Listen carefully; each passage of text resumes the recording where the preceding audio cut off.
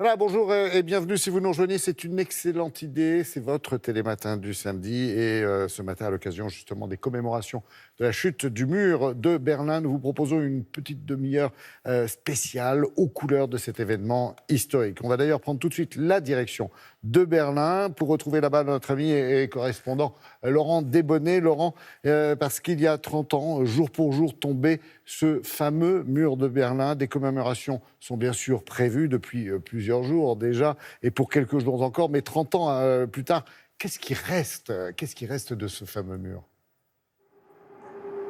Oui, c'est la question que posent presque tous les visiteurs quand ils arrivent à Berlin. Où passer le mur? Où est l'Est? Où est l'Ouest? Et franchement, bien souvent, c'est très difficile de répondre. Depuis 30 ans, il y a eu un boom immobilier à Berlin, une énorme rénovation urbaine. Tout a été fait pour effacer les traces de cette ancienne frontière dont plus personne ne voulait. Alors évidemment, c'est une bonne chose, il n'y a plus de no man's land, plus de quartiers délabrés, plus de frontières, mais pour les touristes, eh bien, c'est un peu difficile de se rendre compte de ce qu'était cette division au cœur de Berlin. On est donc parti sur les traces du mur, c'est un sujet réalisé avec Brice Boussoir.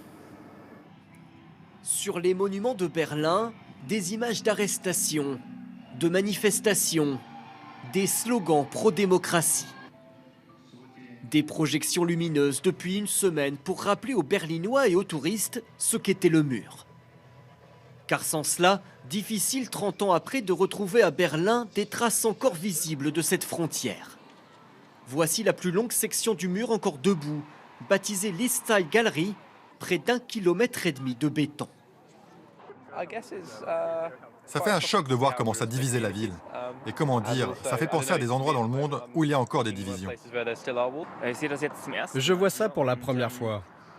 Et c'est toujours impressionnant de voir qu'il y avait cette division. L'endroit est aujourd'hui comme un musée, avec des œuvres, notamment celle de ce peintre allemand.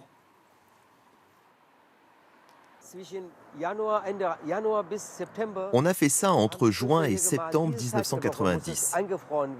Et cette période doit être figée pour maintenir son authenticité. Les gens veulent vraiment voir ces images.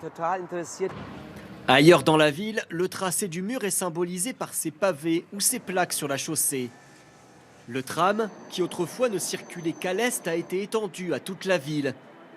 Et ces feux pour piétons, caractéristiques de l'Est, sont désormais présents aussi à l'Ouest.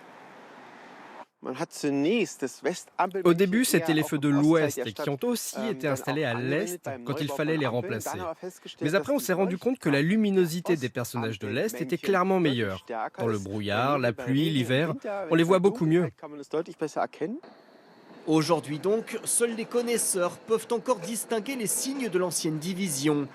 Comme sur ce pont, surnommé le pont des espions entre l'Est et l'Ouest, on repère 2 nuances de couleurs. Chaque camp avait fait ses propres travaux de rénovation. Image toujours impressionnante. Alors, quel conseil, Laurent, vous pourriez donner justement aux touristes qui ont envie de se rendre à Berlin pour se replonger dans cette période de l'histoire ? Oui, 13 millions de visiteurs viennent à Berlin chaque année et il y a de quoi faire. En plus de ce qu'on vous a déjà montré, il y a notamment le mémorial du mur. On peut y observer un mirador qui servait à la surveillance le long du tracé du mur. Et il y a également Checkpoint Charlie, un ancien poste frontière entre l'Est et l'Ouest qui a été totalement reconstitué. La porte de Brandebourg également, devant laquelle passait le mur. Et puis si vous êtes un peu sportif, il y a même une piste cyclable qui a été aménagée le long du tracé du mur. Attention tout de même, un petit conseil, si vous avez l'idée de revenir chez vous avec un morceau du mur, beaucoup sont des faux, même avec un certificat. Ils ne sont pas forcément authentiques. Réfléchissez donc bien à 2 fois avant de ramener dans vos valises un morceau de béton sans valeur. Excellent conseil. Merci beaucoup, Laurent. Merci à vous et à Brice Boussoir aussi pour ces très belles images.